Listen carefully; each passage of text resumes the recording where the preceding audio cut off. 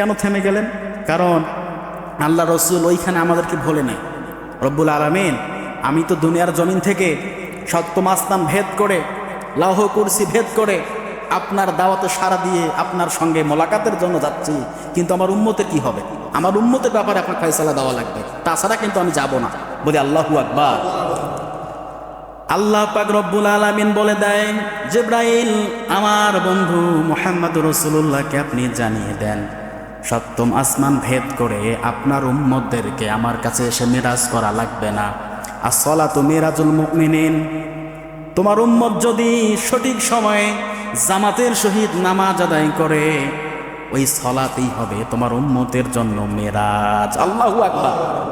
as-সালাতু মিরাজুল মুমিনিন, সালাত হচ্ছে মুসলমানদের জন্য মিরাজ, মুমিনদের জন্য মিরাজ।